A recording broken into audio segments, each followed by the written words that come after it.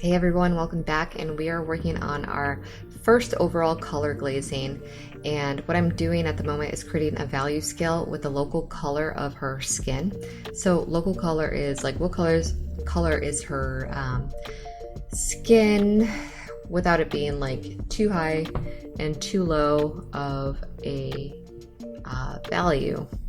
Just make sure you watch the prerequisite on local color and it will make sense to you, because I want to get to what I'm doing at the moment, and that is I'm taking a Quinacridone Crimson, which is slightly different than the last one we did, which was Quinacridone Magenta. So Crimson is going to be a little bit more pink in hue, and the Magenta is a little bit more blue, so it will give the illusion of being like purple or magenta. So I'm kind of playing between those two colors for the warmth.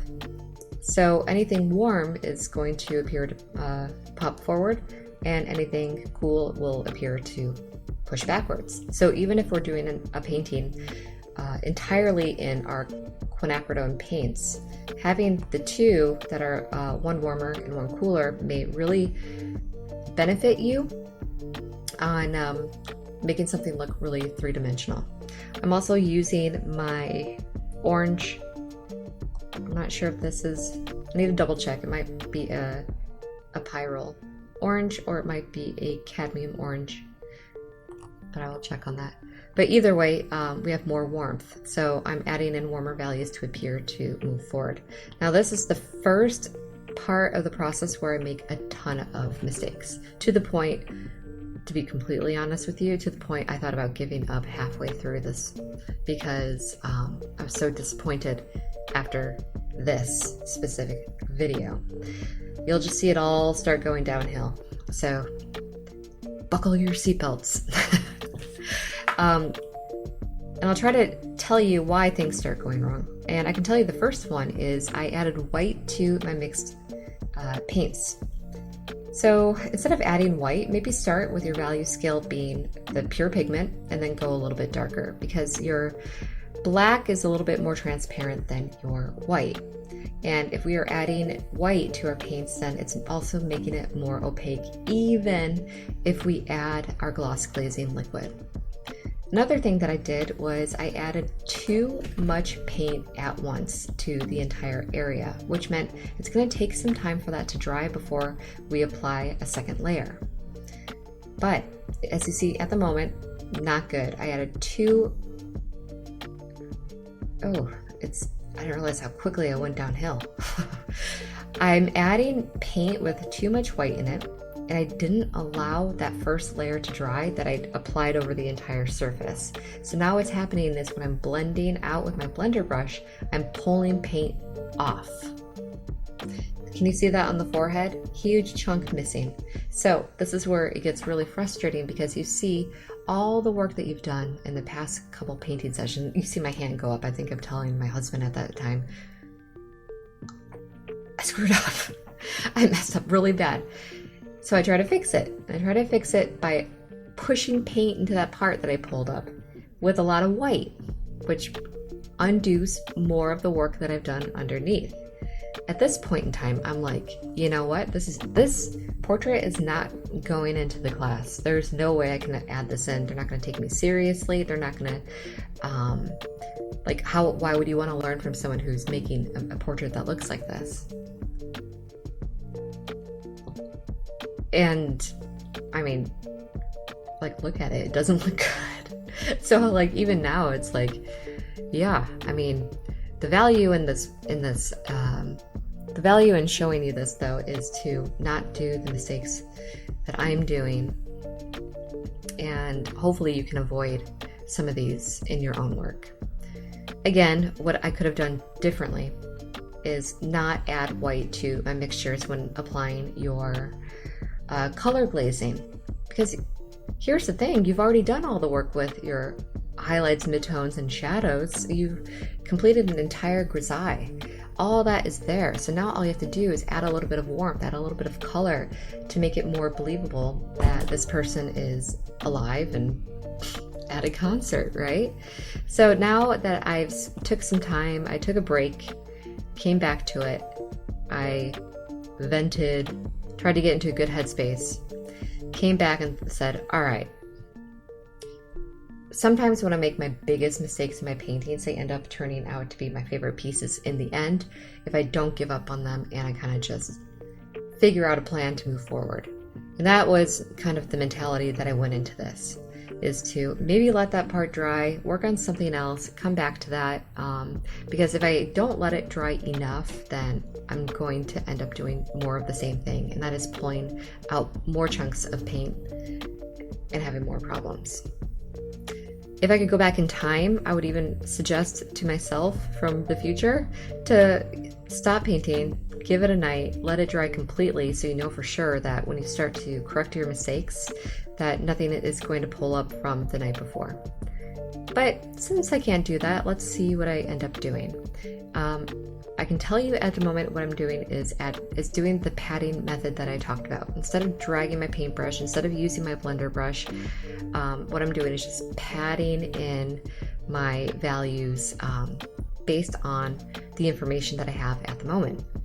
So I will pat in my darker colors on my shadows. I will pat in some lighter values or mid-tone values on my mid-tone grisaille. And trying to use that information to just create a layer that looks smooth enough that after I'm done with this painting session, the next day I could come back with a semi-smooth layer. And if I need to, I could go back in with a black and white value scale again and a lot of glaze and try to even out things that had messed up. And that is something to keep in mind too, is say you did your black and white grisaille, you started your color glazing and you had a lot of problems like I'm having in this painting at the moment. If you do have problems, don't give up on the piece, because you're just gonna have to take one step back, let it dry overnight, and then do a black and white value scale again. And when you glaze it down, those colors are still gonna shine through that you put in. But all you're doing is reworking your highlights, midtones, shadows, and trying to refine everything again since it got a little bit messed up. Worst case scenario, if you really mess up, you can always, since this is acrylic paint and gesso is an acrylic base, has an acrylic base, if you really mess up, you could try to map out a new transfer on top of it. But the reason why that is not really successful is it's really difficult to try to match it when you can't see what you're doing. I mean, the option is available though, but I would genuinely just maybe go back to focusing on your values. And then you could always go back later with your color glazing. Okay, so at this point in time, it's not looking great, but it's looking better, right? Here, I think the thing that is so frustrating too is that I should have been done with this painting after this night. I came into this painting session a little bit overconfident. I was like, I'm gonna be done tonight. I'm feeling great. And then I completely blew it. And then this ended up being one of the longest paintings I ended up doing. Okay, so I ended up finishing. No, I didn't. I stayed. And I'm adding white. Okay, so I guess what I'm trying to do is correct some of my values that I lost. Even though I'm not doing a grisaille value scale, I am using a very small filbert brush to kind of correct my value scale. And to be honest, I don't think this was the night to do this. I think looking back on this night, this painting session, I probably should have, like, after I cleared my paint palette, I probably should have just gone to bed. But knowing myself, if I'm not feeling good about my work, it's gonna be hard for me to sleep. So maybe what I thought is I need to get it to a point where I'll be able to fall asleep.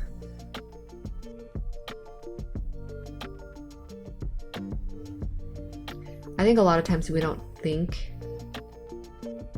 about how much of your emotion goes into the painting process. I mean, if you're a painter, you get it, but I think for people that are not artists, I think it's really hard to kind of convey what it feels like to create something and all the things that go into it. I mean, like I was just saying a second ago, I wouldn't be able to paint knowing it wasn't in a place that I could pick up the next day and feel good about it. If you said that to a banker, I don't know, maybe bankers get it because bankers can be artists too. Let's just say non-artists. If you say that to a non-artist, they're probably going to think that you're just being like a little bit over dramatic. Oh yeah, poor you can't do a silly painting, you know, and you can't fall asleep because of it. But you wouldn't say that to somebody, like if they had a hard day at work. You wouldn't say, oh, you had a hard day at work, now you're having trouble falling asleep. You'd get it. And for artists, I mean, I'm working right now. You're watching me work. It's kind of weird, you know, like, can you imagine setting up a camera and just watching someone at their job working and being like, I wouldn't have done that if I were you. If I were you, I would have grabbed a cup of coffee. But anyhow, at the moment, what I am doing is just trying to add in some of my warmer pink values at the moment. What I have on my paint palette is a Hansa yellow. I have a cadmium orange. I have the first red on the left, that is a cadmium red light, and it is a little bit more orangey. And then I have a Quinacridone Crimson. I'm sorry, that looks like a Quinacridone Magenta. I'm just seeing, I need to double check on that.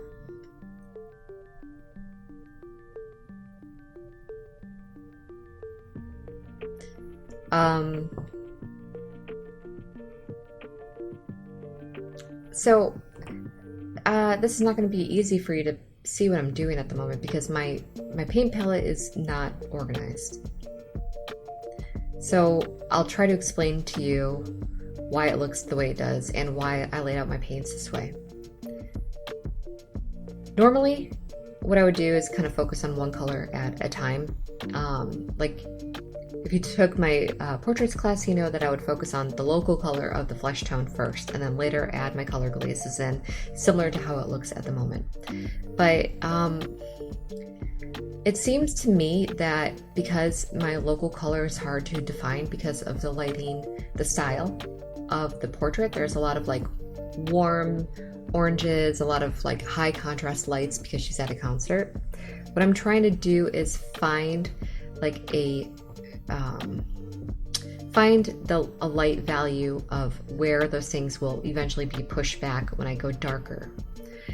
So correcting, similar to like what I said earlier, if you need to correct, you can always redo your grisaille on top of it with a thin layer of your black and white value scale.